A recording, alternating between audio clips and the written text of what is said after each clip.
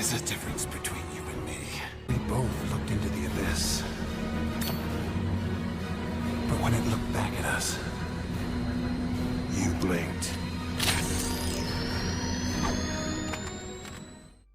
Hi guys, Gravity here, and this is a DC Legends video. In this video, we're going to do, we're going to try to do two jobs here. First, we're going to do the top 10 physical tunes in the game, and by first, I mean that's coming after this edition of Riddle Me This, where we're going to go through a few questions.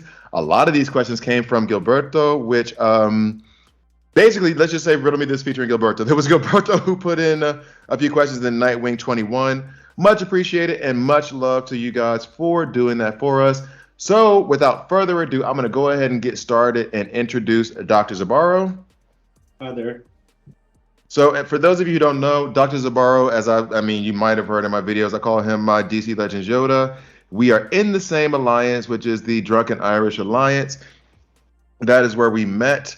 He is probably single-handedly responsible for at least 90% of the knowledge I have in the game. And as you guys can see, I'm drinking grapefruit juice instead of coffee because it is really late where I am right now. So in any case, we are going to just hop right into it and get it started just so we make sure I get everything done in time. So I'm going to throw this question out to Dr. Zibarro, which is from Gilberto. Would you guys like a new PvP mode that would give more rewards? So like a tower mode and some extra missions. If you kill a certain amount of enemies, everybody, or where people have to finish the fastest. So basically what Gilberto Jr. is asking is like, would you be interested in a new PvP mode? And the ideas he's giving are like basically like a tower mode and also or just, a record mode where you have to complete a level as fast as possible. So Dr. Zibarro, I'll throw that to you first. So I wrote down three things for this. The first, not really a mode, but I'd like to see the possibility of additional slots. So 5 slots instead of just 4. Oh, yeah. 5, maybe even 6, but a way that would enhance what we already have, and I don't think it would be that much of a difficulty. Be nice to. My second one is I'd like to see a versus mode, potentially. Like a live PvP, or just a one-on-one. A one-on-one, something like that. Yeah. And let me qualify all this by saying I don't think any of this will ever happen.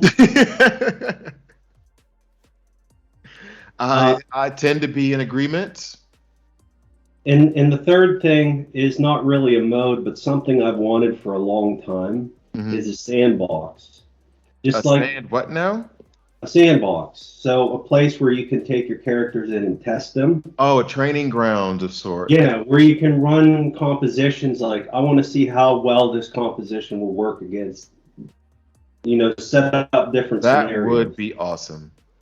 I would really like a sandbox, but we don't have one of those. That would be absolutely awesome to do that.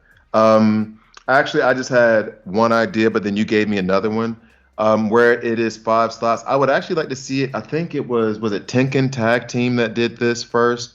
It might have been Capcom versus Marvel, something like that, where you have 8 slots, but you're only fighting 4 players, and then you can, when one team goes down, then the other 4 come in to finish up whatever PvE thing you're doing, or you can substitute them one by one as one health get lower or something like that. So where you're doing basically like a long-term play for a tower, like a tower that would have 100 levels, and then instead of it just stopping at having 5 waves, it has the last level has 20 waves, and so you have to pick 8 heroes that'll be able to get through all of those waves without dying. Something along those lines. Something where you can use the same mechanics, but it becomes increasingly more difficult, and you don't just get to think about 4. You have to think about more than that. So that was really the only idea I had, but I would love to see Red Alerts is kind of that tower thing. That's what they're trying to do there. But if they made it a little bit more fine-tuned to focus on increasing difficulty as you go up, then I think that would be what we're looking for. Yeah, we kind of have that in the Nightmare Challenge currently. True, but Spectre broke Nightmare. Spectre totally broke Nightmare campaign like that. He the first time I figured out that I could get through like levels 11, all I have to really do is like make the first wave last long enough for him to have like 300 awareness or whatever, and then I can just mow through the rest. Because as he's gathering awareness and these int ups, now he's one-shotting everything that comes into his way after that. So like he definitely broke Nightmare campaign, at least for me. All right, so next question. That's all you. That's all you on this one. Yeah, okay, so Gilberto is also wanting me to do another kit challenge. The last one was about 2 months ago. So I'm going to say it's going to be in the next 3 to 4 months. I'm going to try to do it twice a year, maybe a little bit more. It depends. If there's others of you interested in it happening more immediately, I mean, share it and let me know. Like if somebody out there or you want to put it on whatever, share it. If there's interest, if there's increased interest, if you guys are commenting you want it again, then I'll do it again sooner. But right now I thought like give a little break, a little reprieve, and then bring it back like surprise, this contest is back. So let me know if I'm thinking in the wrong way. Next question. What are your go-to raid comps for each affinity boss? That is Dr. Zibarro's area for real. This is a very easy question. You really only need three. Only three characters that you need. Already know. Darkseid, Alta, Superwoman. That's it. Yeah. Now, this works for most raids except Superboy Prime, Trigon, which is really just a reskin Superboy Prime. Yeah. And the Scarecrow raid. I think those are the only three it doesn't work for. I mean, it does, depending on who you put in that fourth slot. So, like, for example... The Scarecrow, you can throw in Terra and it will work. Terra or Owlman. Pick one. Because by the time you get that A1 from Darkseid, if he keeps stunning Scarecrow, then you're good to go. Superboy Prime and Trigon, I didn't pay much attention to, and I think that's because when those raids were coming around, I was burned out on them, and I was just doing my default Hippolyta team, Hippolyta, Darkseid, Superwoman, and Owlman. That was what I was running against everybody. And every once in a while, I would drop in Supergirl in place of either Owlman or Superwoman. But it was usually if I just kept Superwoman in, no matter the affinity, because of the way she ramps, she was going to do high million damage. So she even destroys the opposite affinity. Yeah, like really destroys, like legit 2, 3, 4, 5 million hits. Like hit, not total, like hits. So you don't really have to change it much. I mean, if you want to say Superwoman probably broke raid. So the synergy among those three is very, very well because Hippolyta is enabled by Darkseid. Because she gets that second hit, and when she gets that second hit with her basic, she resets that ability that lets her run her third that gives everyone call assists. So call assists are coming all over the place. Yep. And what you're really trying to do is get Superwoman to call assist. Yes. And then if you just auto that team, you don't have. I don't ever run raid where I'm doing it manually. Yeah, and you shouldn't be. And if you have to run manually, then you need to rethink your setup altogether to begin with. Exactly. Like that raid is not made for manual. So that is our. We actually agree on that one. All right. The only thing I would add is Arcus is useful from time to time. You know, I don't think I've ever really used him. But he's not essential. But he's useful. If you have those three, that's all you need. But I'm not going to necessarily disagree with that because I haven't really used him. I tried to use Starfire a bit because she does ramp on her A1 as well, and she does get those multiple hits. And having Hippolyta there to potentially give int ups could work, but Hippolyta only uses her A3 really when she goes into raid because it keeps getting reset, right? Yeah, I would You never say get sense in the A2. if you're an early game player where you're restricted on options, pairing Lex with, because Lex is decent. If you're limited for options, if you don't have Yeah. these three, Lex with maybe what's the one you just mentioned? Starfire or Supergirl? Starfire, yeah. Starfire, yeah. Yeah. Lex and Starfire go well They together do. because she's getting extra hits through the heals. And he's getting, and not only just that, but then he's also giving her the int ups to ramp up even higher. Yeah, but my advice would be get Darkseid, Hippolyta, and Superwoman, especially Superwoman, as soon as you can. In fact, I think is there still that Darkseid sale, or is that gone now? Well, I mean, by the time this video comes out, it'll probably be, yeah, it'll be over by the time this video comes out. But there is a Darkseid pack, 11K for 250 frags. And as I am a staunch advocate against buying packs, I have to admit I did just buy a Red Hood pack to get him RB1. Okay. But I will say, because of the resources you can get from Raid, I would not be opposed to getting like a Darkseid pack or a Superwoman pack if they show up. Superwoman is just so valuable in that arena that it's nuts. Yeah, and the amount of rewards, I didn't realize how much I relied on Raid to give me XP mats. Yeah, I have unlimited XP mats basically because of it. Because with this past raid, with December not having a raid, I started taking some select characters from 70 to 80. And I just realized I'm running low on those XP mats, which is the first time in a very, very long time. And I think it's because we didn't have that raid. I will say this, though, because of that raid, or because of raids in general, I don't think I could use all of my level 1 and level 2 XP mats if I wanted to. Like, I have an insane, in fact, I'll look right now because I have a like absolutely nuts amount of, I have, 8,000 level 1s, which seems kind of soft, but I have 30,000 level 2s. So, I mean, it'll cost more essence to use them, but I don't know if I'm ever in a pinch, then that works out well. Okay. So we will move on. Those questions were from Gilberto Jr. Much love to you, my dude. Much love to you. This last question comes from Nightwing21.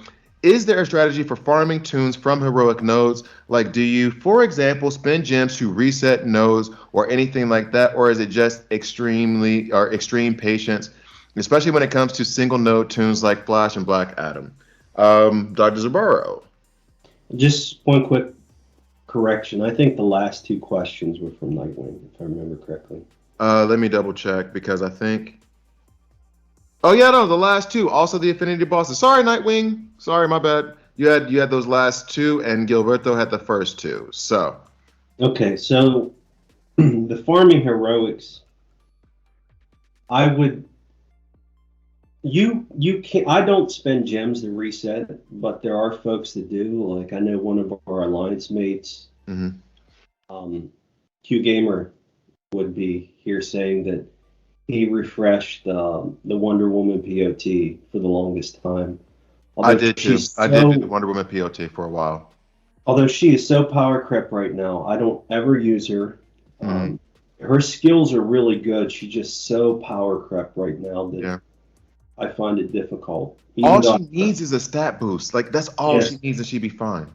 Yes, that's it. But in terms of like farming for Flash and other things, you can reset it if you want. I would say the GPF, the gem per fragment cost is reasonable. I don't remember what it is. I haven't done the math. I think when you reset, it's 25 the first two times to reset, and then you have the potential to get 1 to 3 frags. So that ratio is good. Like even if you only got 1 frag from it, it's still a 1 to 25 ratio.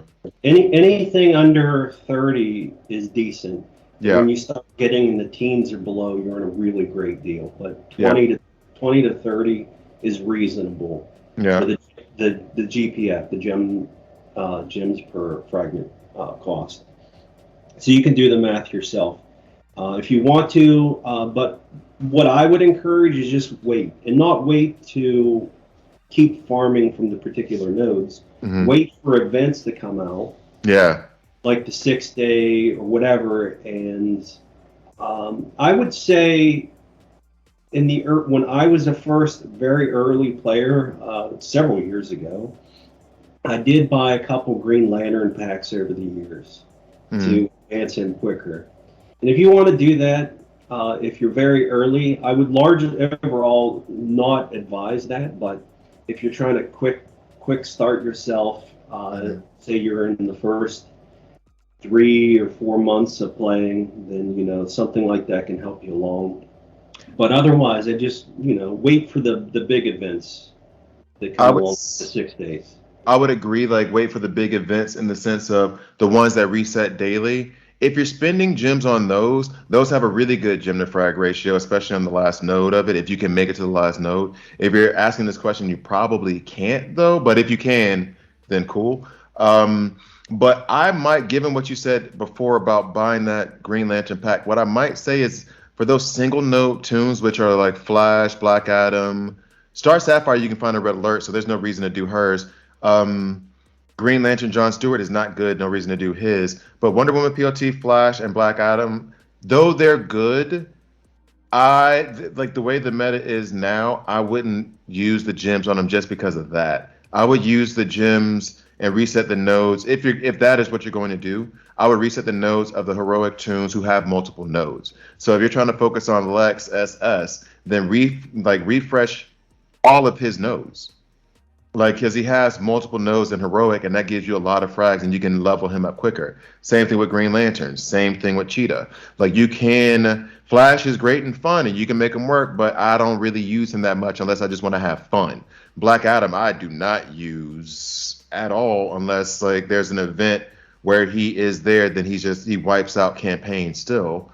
And Wonder Woman POT, as we said, if she had a just a stat boost, then she'd be the best heroic, like the best. Well, no. Lex might still be that, but she would be one of the best that you could farm from heroic campaign. But she's not. So as it stands, I would say if you're going to reset nodes, be patient if you can. But if you're going to reset them, do Lex, do Green Lantern, Hal Jordan, do Cheetah, do those nodes with the heroes that have multiple ones. Then you can level them up relatively quickly. Yeah, and just to add that, I think there's only 3 worth doing this for, and you just mentioned all 3 of them: Lex, Hal Jordan, and Cheetah. I think those are the only 3.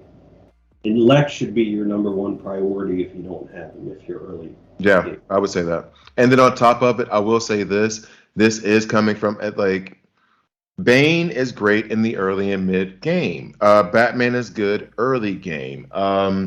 Grundy's actually a really good taunter in game as well. The 3 that we named, Cheetah, Green Lantern, and Lex, they're always going to be good. So we're giving you this advice because we're like, yeah, put the frags into them, because then when you get up to the higher levels or towards the end game, you're already a step ahead. But if you put that effort into Bane, who is one of my favorites, and I can use him in end game if I wanted to, but there are plenty of better options than putting all those resources into a character that's just going to fall off after the mid game. Isn't really you'd be better served doing it for those other 3 that we named. So I think that's it for Riddle Me This right now. And so what we're going to do is just hop right into our top 10 physical tunes. Now, I'm going to give a disclaimer about myself, and then I'll let Dr. Zibarro give a disclaimer about his. Dr. Zibarro inspired me after we did our top 10 energy, because his number 1 at that time was Arcus. I don't know what the energy number 1 would be for him now. And I'm doing physical because it's kind of obvious who the number 1 of the Mystics is. So I'm doing my list is kind of inspired by him in terms of versatility, but also just who I use the most. So this might be as subjective as I've ever just intentionally tried to be. All my lists are subjective, but as I've intentionally tried to be from my playing style, my list is formed. And Dr. Zibarro, let's give an explanation of your list. Yeah, my list for the energy affinities would be different now. That's for sure. Yeah. All right, so we're going to do the top 10 reds. Yes. And just to explain how I did this, I just used one criterion. Who do I use the most? Who am I actually slotting? Hmm. So this is not necessarily a reflection of who is the most powerful, or although it may in some cases be, Yeah. but it's who I'm finding the most use with. Okay. So that's how I rank ordered my list. All right. So then go ahead and kick it off. Who is your number 10? Start with number 10. My number 10 is raids only, and that's Superwoman. So I put her on the list only because that is what I use her for. I am so upset with you right now. I don't Literally, use I don't use her literally in PvP at all. down to the exact reason I have Superwoman number 10 as well. By the way, we don't Really? discuss these like we discuss how we formed our list, but we don't discuss what's actually on the list beforehand just because better content. And I was literally on the tram on the way home from work. Like I got to put Superwoman in because the amount of rewards you get, we just talked about how she broke raid basically and the amount of resources you get just from raid, and that is because Superwoman can lay down a 7 million hit on a negative affinity without being a multiplier that day in raid. Like she just cracks skulls once she gets ramped, and in raids, that's the ultimate place for her to ramp. She can't ramp in PvP, so she probably can ramp in PvE, but not PvP. So She's decent in the Nightmare Challenge too. I should give her props for that. she's not bad, but she can fall relatively quickly. Like Yeah, there's that's you have to protect her. Yeah. yeah, yeah, that's the thing with her there. So, well, hell, there's number 10. All right. So then give me your number 9. My number 9, and this is because I realized I started running out of characters that I use a lot. So this particular character I don't use very often, and I use him for a very specific problem, and that's Green Arrow Castaway. And I primarily use him for I'm so upset with you right now, dude. I use him for. You have the same? Kaga, number 9. Yeah. Oh wow, that's hilarious. And yeah, go ahead and give your reasoning. I'll give you mine. I use him. I primarily use him to solve the Enchantress problem, which you don't Oh run into yeah, very yeah, often. yeah. Mine was more of like a legacy pick for him because he's definitely in game still awesome. Like there are certain situations you can put him in. You don't have to.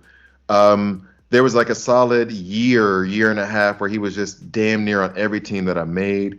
His kit is incredibly well built to where the strength doesn't even matter. Like unlike Wonder Woman POT, where she would be greatly served by having a stat boost, even if he gets weaker and weaker, a lot of times you're not bringing him for damage. You're bringing him to strip those buffs. You're bringing him to manipulate turn meter. You're bringing him so that others on your team can manipulate turn meter and strip buffs. So like he's really, really versatile.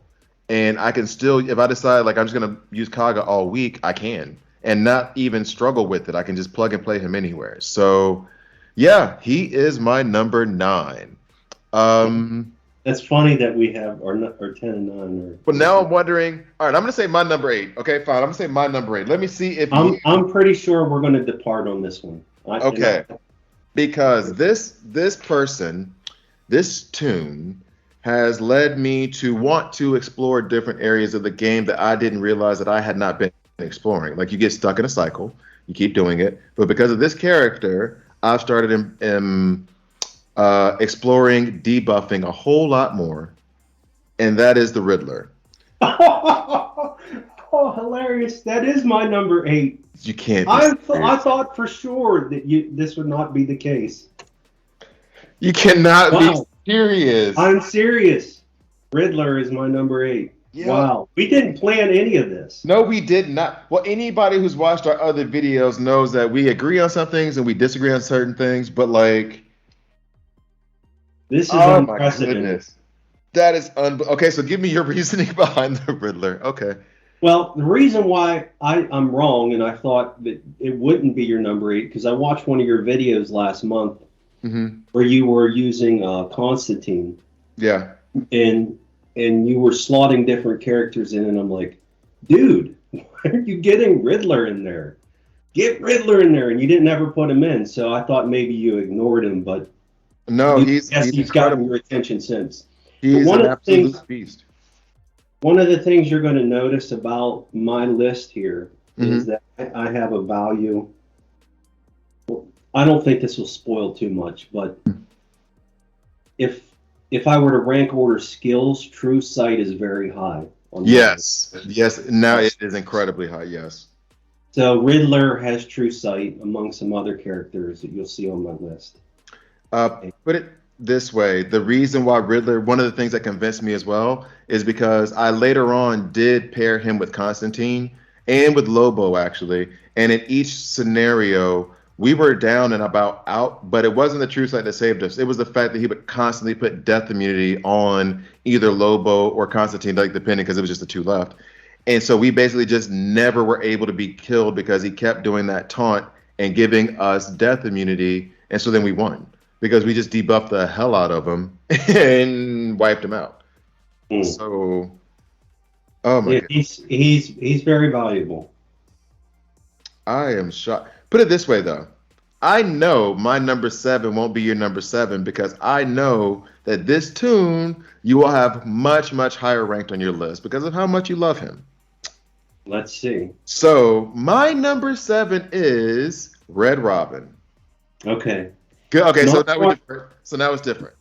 Okay, it is different. Not far off because there's some connection between mine and yours. Okay, so like Red Robin, I think I already know what your number 7 is now. I could guess it.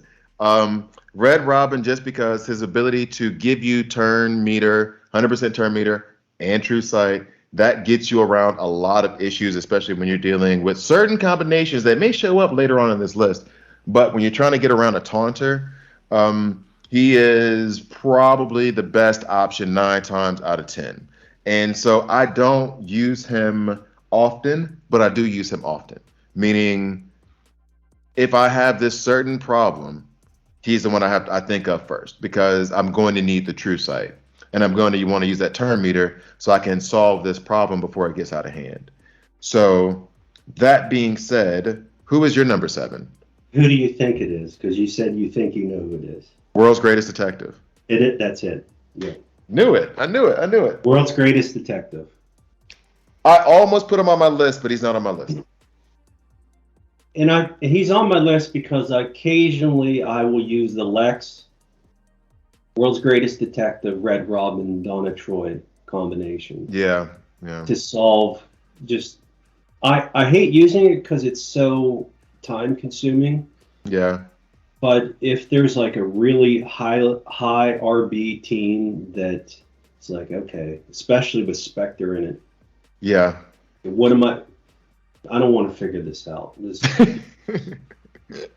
will get it done. This will get the job done. Exactly. All right. Herpes 5, get that out of the way. What level is your World's Greatest Detective right now? We had somebody ask. I think it was Chuck Nitty. He asked about World's Greatest Detective. And you are a WGD fan, so where's yours at right now? Just L4 7011. I actually ran him at 6010 for when I was transitioning from 6010 to 7011 as a player. Yeah. Ran him as 6010 for the longest time because all you really need is his 2. Yeah, like he doesn't really. The only reason you can't really run him 6010 is only because you're trying to keep him alive, but his utility has nothing to do with his damage. It's everything that he does around the team. Exactly. That's what you need. Exactly. Even removing buffs. I mean, like, you don't need someone to be a high level to remove buffs. I should mention that he's also a fairly good, appropriately, a fairly good counter to Nightwing because his 3rd will remove all buffs if the enemies have invisibility on them. All buffs. Is a good, because I never even thought about that. I've been basically just using another one that's on this list to kind of just nuke the entire team. So, I think you're talking about. So now that was your number 6. And my number 6 goes to a character that I find absolutely infuriating, but I can't deny her value in the game, and that's Harley Quinn, Mad Jester. Especially if you're in early to mid game, she is an absolute nightmare for you to get past if you don't have someone who's who has a can't miss ability. She's also can be infuriating on offense trying to use her because she's not 100% reliable, but she hits like a freaking truck. She is one of the better taunters in the game. She can be giving those int downs, hitting her AoE attack hits really hard. So she's like a legit solid. This is more like the Superwoman and Kaga picks for me because a large part of it is just like respect because of like the nightmares she would give me in this game. So for me, Harley Quinn, Mad Jester is number 6. So then who is your number 5? Actually, in the same category, Barda is my number 6. Is your number 6. Barda's your number 6. Yeah, and I'm going to say something controversial. Really? Go ahead. Yeah. Harley Quinn's garbage. I don't like her. I don't like facing her. I don't like using her.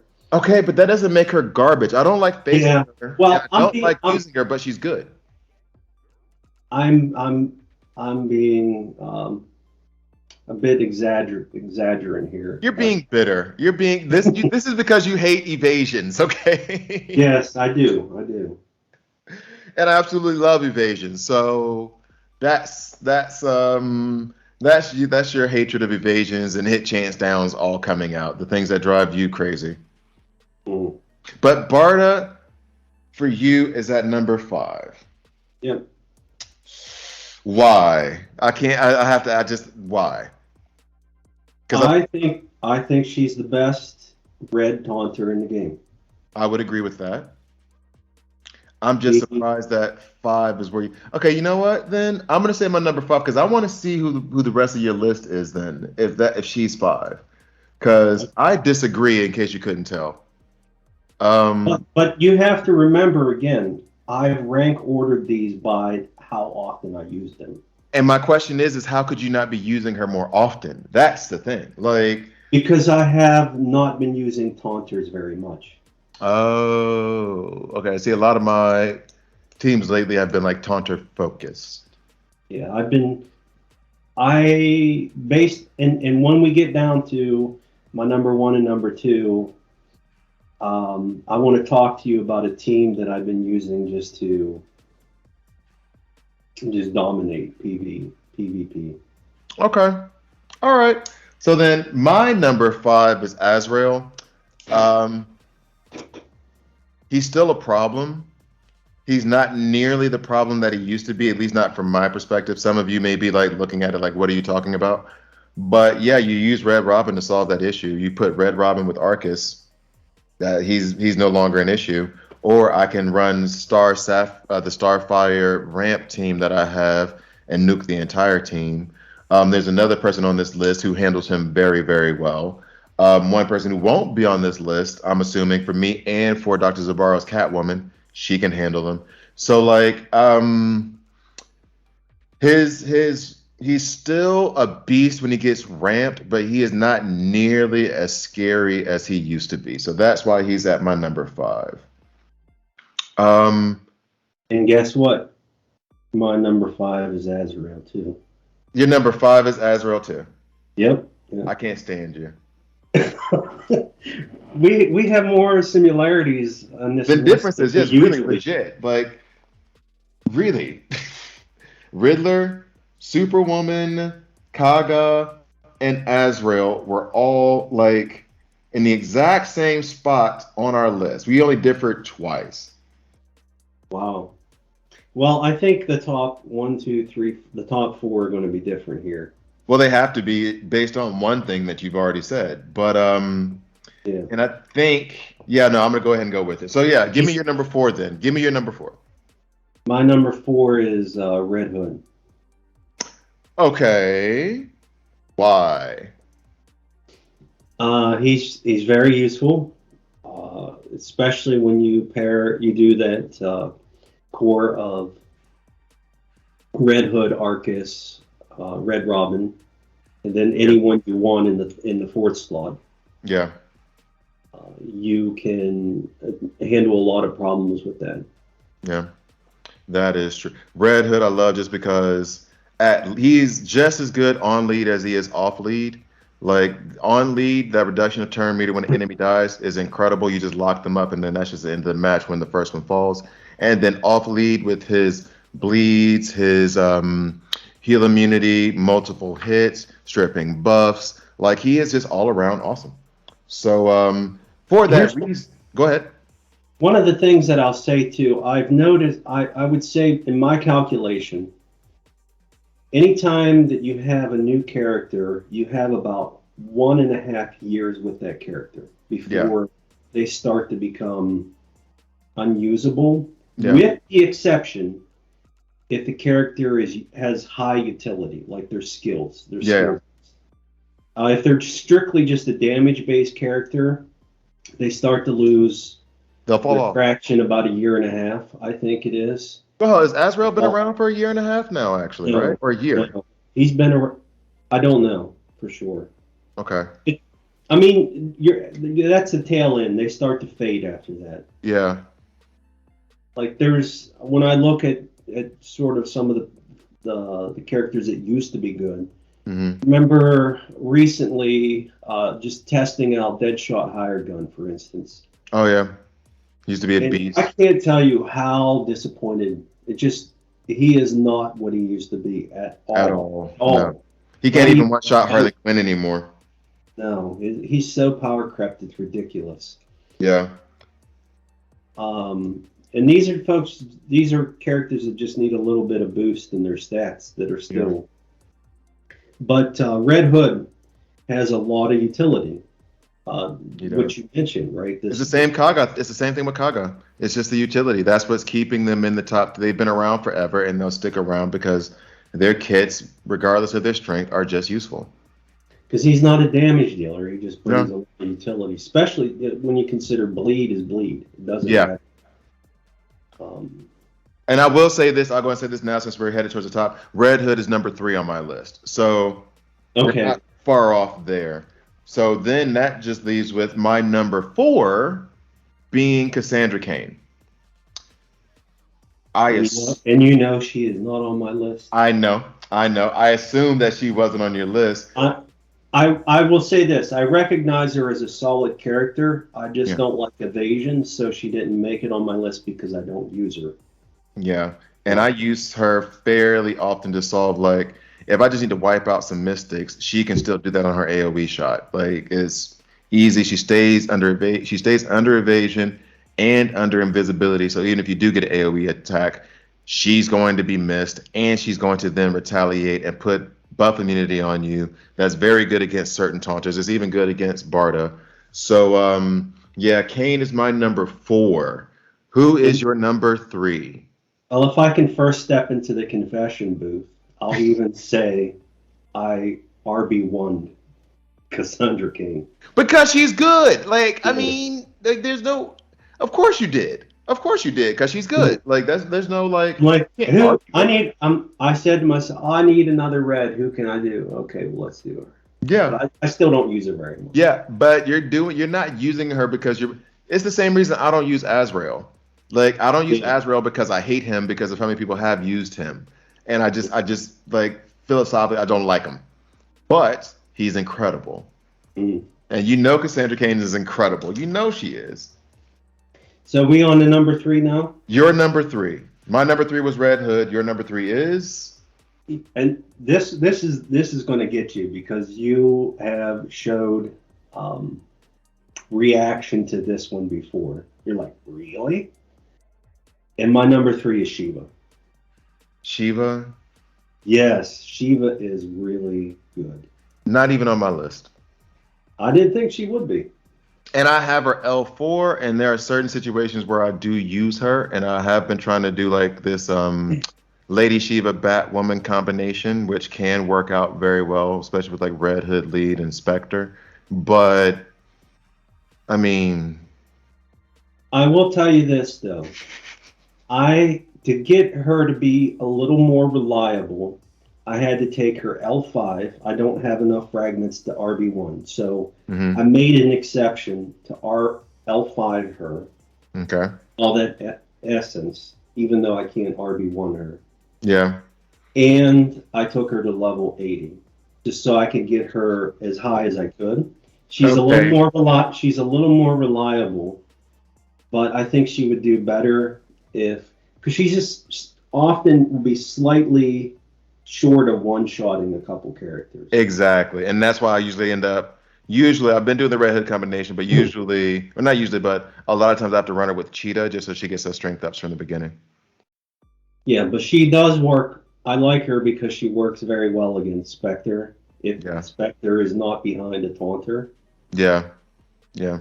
And sometimes that's why Azrael's on my list, because if I'm dealing with the Spectre, Spectre's hiding behind a taunter, I'll use Azrael sometimes, depending on the composition. But you'll see in my top 2 how I'm really dealing with that these days. That being said, I want to say one other thing about Shiva. The fastest way, I've discovered the fastest way to finish the Lord of the Living. Okay. It's Shiva Black Flash. Black Flash. Yes. Oh, because she punches under the awareness instead of removing the awareness, like World's Greatest Detective. Yeah, it is so effective because she will one shot. Now this doesn't always work, because if she doesn't crit on the first wave, then it's not 100% reliable. But most she of the can't time, one shot the first wave, and she usually does. In my experience, but occasionally she doesn't. But she'll one shot the first wave, and then Black Flash will take care of the rest. Okay. And Shiva is out of the way. This is why it's so quick. Yeah. To run the Lord of the Living. I used to run World's Greatest Detective. That's what I've been running lately. And then before that, it was way back in the day, before Black Flash, it was Black Adam. Yeah. But these days, it's I think Shiva Black Flash is the fastest way to do the Lord of the Living. So you don't have to spend 25 Speed Force every time that you do that. Oh, I never do that. Well, rarely. Very rarely do I ever do that. And that's only like, it's the end of the night. I'm about to go to sleep. I don't feel like running anything. I'll just do it then. Like I do not spend 25 Speed Force on that. No chance in hell. Okay. So now I'm curious, because I know who my 1 and 2 are. Who's your number 2? Wait, who's your number 3 again? My number 3 was Red Hood. Okay, yeah. My number 2, it was your number 7. Red Robin, yeah. Red Why Robin. that's the least surprising. I don't even know why why I was like, who's your number 2? I knew who that was. I think I know who your number 1 is now based on that. Yes. Who's my number 1? Well, I can tell you that your number 1 is probably my number 2. Okay, who's your number 2? Dr. Poison. Correct. Yep, because Dr. Poison has like the most devastating AoE attack in the game right now, so long as there's no debuff immunity on the other side. And here's what I'll say, because I feel like I can't talk about my number 2 in the present meta without talking about my number 1. Yeah. Because I'm using Dr. Poison and Red Robin together as a core. Yeah, I've done that too. And I'm just dominating. And here's why. I'm at a point, so I recognize that part of the fun of the game, especially for early players, is problem solving and just feeling like, how do I think through this? How do I solve this? And that should be part of the fun of the game. Yeah. But I'm on autopilot right now. I just want to get through the day and be done with it. Yeah. In fact, I probably need to take a break for a bit.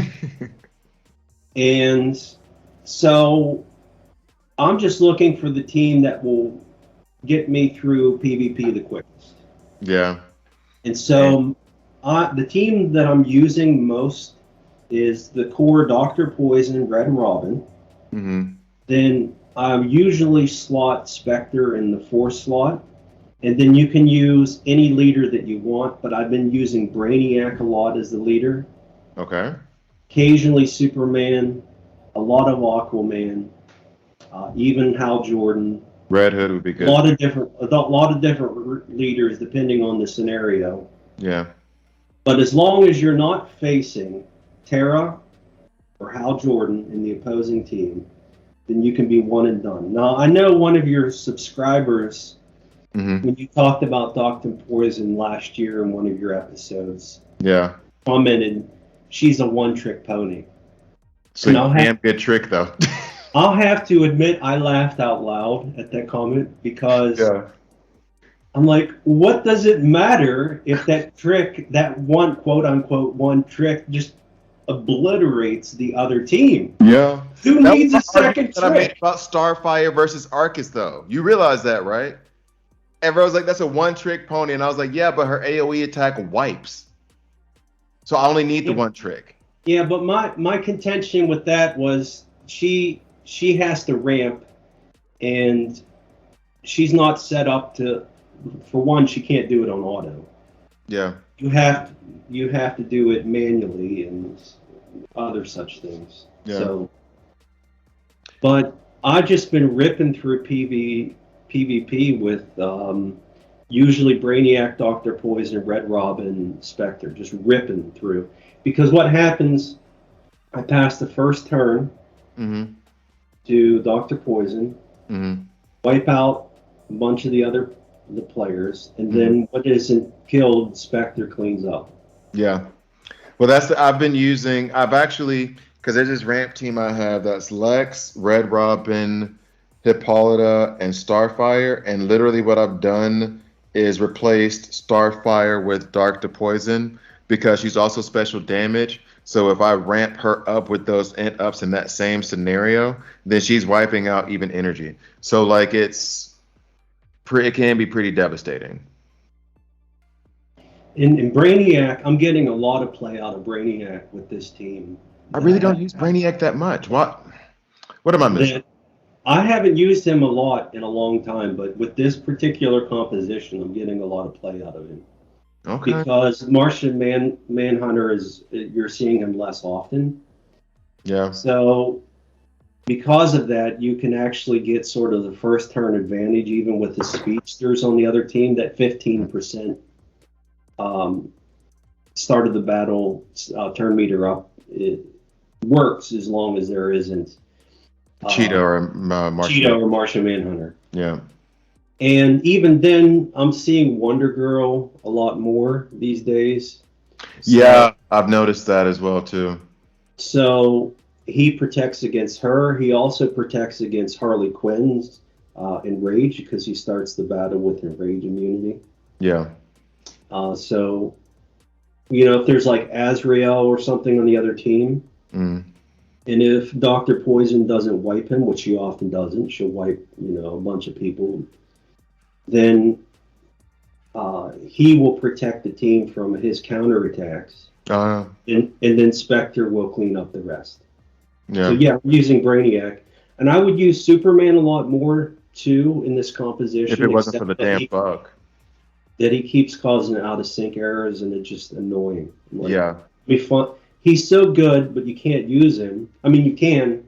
You'll still get your points and all that. It's just you have to deal with the out-of-sync error. And it's so like they finally made him good, and you can't use him. Yeah, so annoying. So then that just leaves my number one, which, surprise, surprise, is Barda. I am a big proponent of taunters.